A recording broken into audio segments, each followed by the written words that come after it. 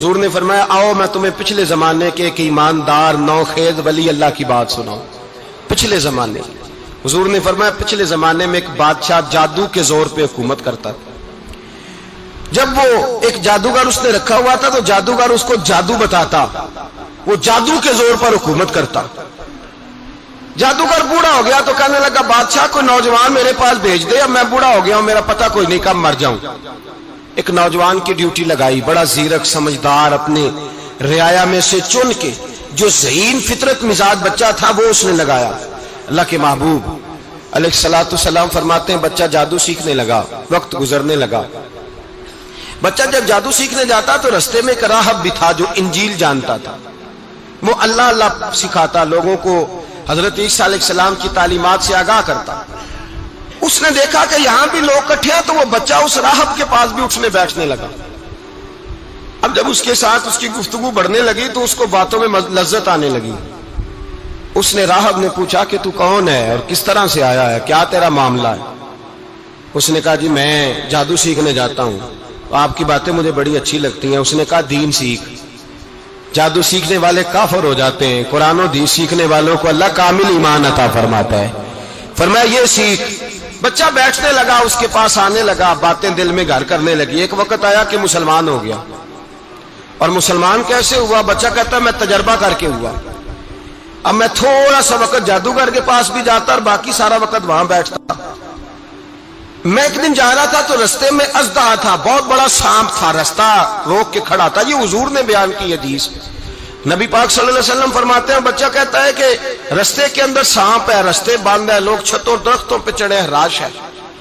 کہتے چھوٹا سا روڑا میں نے اٹھایا تو میں نے کہا اللہ اگر جادوگر سچا ہے تو اسے مار دے۔ چھوٹا سا روڑا میں نے پھینکا، اژدہا کوئی نہ مرا۔ پھر چھوٹا روڑا اٹھایا، میں نے کہا اللہ اگر وہ عالم سچا ہے تو اسے مار دے۔ اب جب میں نے روڑا مارا تو اژدہا مر گیا۔ میرے اندر سے گواہی آئی نہیں دین کی باتیں سچی ہیں، نہیں قرآن کی باتیں اسلام سمجھانے کے لیے عرض کر رہا ہوں، اگرچہ اس دور میں انجیل تھی، اللہ رسول کی باتیں اچھی ہیں۔ کہتے میں مسلمان ہو گیا، اب میں نے راہب کے پاس ہی رہنا شروع کر دیا، جادوگر کے پاس چھوڑ دیا، اس بچے نے آنا۔ بادشاہ پوچھتا کہاں زیادہ وقت گزارتے ہو، تو وہ بات گول کر دیتا، وقت تیزی سے بڑھنے لگا۔ اللہ نے اس نوجوان میں طاقت پیدا کر دی، اب وہ اس کے اندر نا اللہ نے توانائی روحانیت پیدا کر دی، ابھی جوان ہے، 14-15 سال عمر ہے۔ اب جو بیمار بھی آتا وہ دعا کرتا تو اللہ صحت عطا کر دیتا، جو بھی آتا۔ بادشاہ کا ایک درباری تھا، بادشاہ کو پنکھا جلتا تھا، وہ اندھا ہو گیا، کوئی ایسی تکلیف آئی کہ نابینا ہو گیا، بڑے علاج کرائے شفا نہیں ہوئی۔ کسی نے اس بچے کا پتہ بتایا کانوں میں، اس کے پاس گیا تو بچہ کہنے لگا شفا تو ہو جائے گی پر کلمہ پڑھنا پڑے گا، مسلمان ہونا پڑے گا، جس پیغمبر کا میں غلام ہوں تجھے بھی بننا پڑے گا، دین پہ عمل کرنا پڑے گا، اللہ شفا دیتا ہے۔ اس نے کہا تو مجھے کلمہ پڑھا، مجھے شفا دے، میں تیار ہوں۔ اس نے کہا شفا تو اللہ دیتا ہے۔ اس نے اللہ تبارک و تعالیٰ کا ذکر کر کے دعا مانگی، یہ مسلم شریف میں حدیث ہے، طبرانی میں موجود ہے۔ اللہ نے اسے شفا دی، اس نے کلمہ پڑھنا شروع کر دیا۔ یہاں ایک نقطہ لکھا ہے ہمارے علماء نے، کہتے ہیں جب اللہ ولایت عطا کرتا ہے نا تو یہ سفید بالوں والے کا حصہ نہیں ہوتی۔ اگر جوانی میں کوئی آدمی توبہ کر کے تصوف کے رستے پہ چلتا ہے تو سب سے زیادہ ولایت اللہ اسے عطا فرماتا ہے، سب سے زیادہ ولایت اس کے پاس ہوتی ہے۔ ابھی اس کے بال کالے ہیں، چڑھتی جوانی ہے، دعا کی تو اللہ نے، اور حدیث پاک میں موجود ہے کوڑے آتے تو شفا یاب ہو جاتے، اندھے آتے تو شفا یاب، برس والے آتے تو اللہ سے دے، جوان ہے۔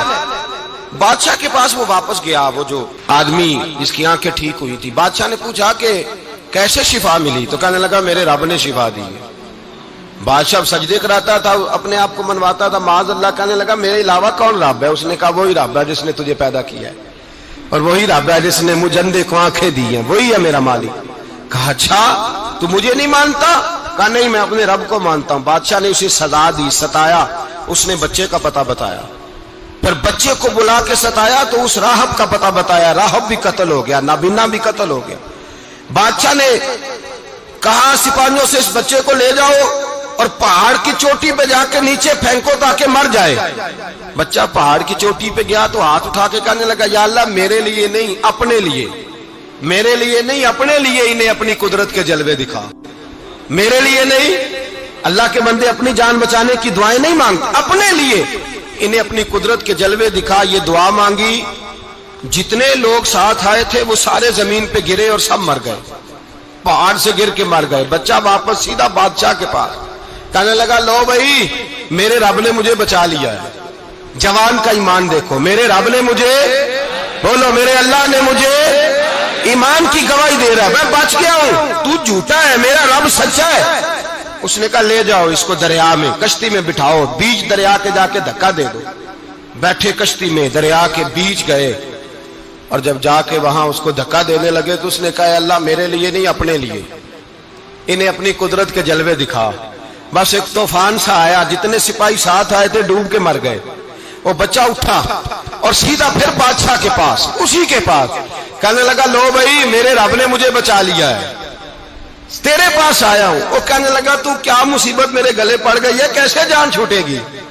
تو بچہ کہنے لگا اگر تو مجھے باندھے درخت کے ساتھ اور سارے ملک کو بلائے, لوگوں کو اکٹھا کرے, پھر تو مجھے تیر مارنا, میں تجھے بتاؤں گا کیسے مارنا ہے, میں مر جاؤں گا. اللہ کا بندہ نوجوان, ایمان دیکھو, مرنے کے طریقے بتا رہا ہے. میں تجھے بتاؤں گا میں کیسے مروں گا. یہ بات کہی, بادشاہ نے سارا مجمع جمع کیا, ملک سارا باہر آ گیا, درخت کے ساتھ باندھ دیا. کہنے لگا بھائی لوگوں یہ مجھے مارنا چاہتا تھا, مار نہیں سکا, اب میں اسے بتانے لگا ہوں کہ میں کیسے مروں گا. اسے کہو جب تیر مارے تو ساتھ میرے رب کا نام بھی لے, میں اپنے رب کے نام پہ جان دوں گا. ایمان کی پختگی میں اللہ کے نام پر جان دوں گا. اسے کہو رب کے نام پہ مارے, مر جاؤں گا.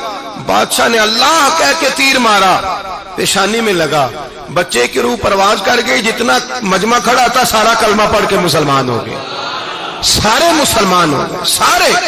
میرے رسول پاک سید عالم صلی اللہ علیہ وسلم نے نوجوانوں کو بتایا جب تمہارے اندر ایمان کی قوت آئے گی تو اللہ تمہاری مدد کرے.